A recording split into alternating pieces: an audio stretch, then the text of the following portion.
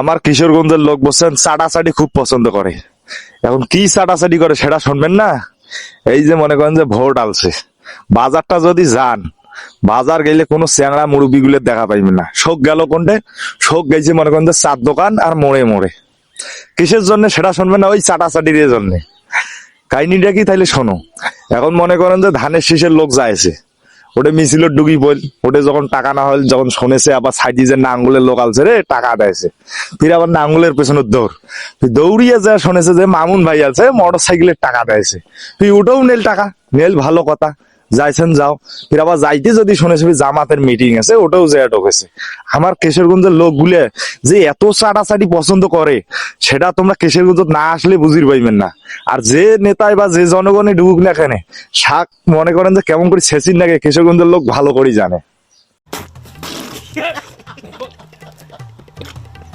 ভুল করলাম বস। কি হলো বস?